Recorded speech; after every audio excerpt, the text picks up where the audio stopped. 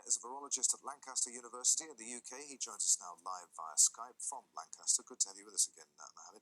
Under this scheme, who decides who gets what in terms of which vaccine and the number of doses?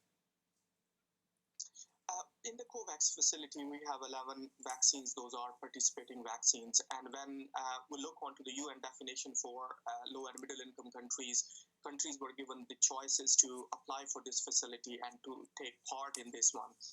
And out of all the 92 low and middle income countries, 87 have already deposited their requests and requirements. So based on how much is the availability of the vaccine and who has applied what, it is decided that at least in the first quarter of 2021, 3% of those countries' population will be supplied with the vaccine, and to start with vulnerable communities and into the frontline health workers. But which vaccines are we talking about here? Ones that haven't received regulatory approval yet, like AstraZeneca's and Johnson & Johnson's?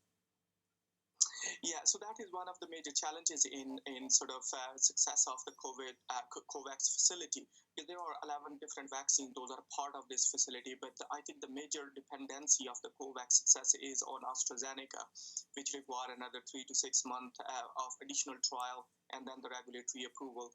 And also Johnson & Johnson, which is also starting the phase 3 trial. So we are talking about another 2-3 months for the approval of Johnson & Johnson.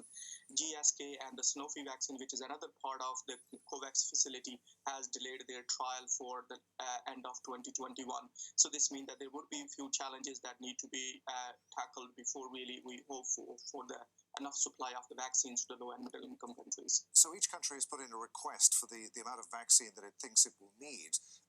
Is that going to be enough to make a difference to the infection rate? Are they going to be able to inoculate enough people? Well, that is really something that I am not convinced that even 3% supply in the first quarter is sufficient enough to immunize the vulnerable communities or into the frontline health worker. So according to an estimation, the 2 billion doses would even be not sufficient enough to provide on a limited number of countries as well.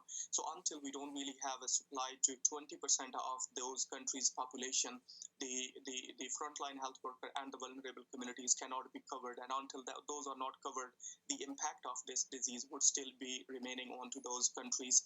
And really the benefit of the vaccine in those countries cannot be really envisaged until the certain number of doses are demonstrated. And it's not really about the vaccine purchases and the shipment.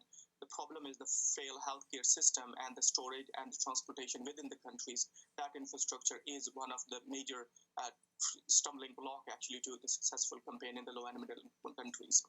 Really good to talk to you, sir. Many thanks indeed. Mohammed Munir there in Lancaster. Thanks for having me. Mexico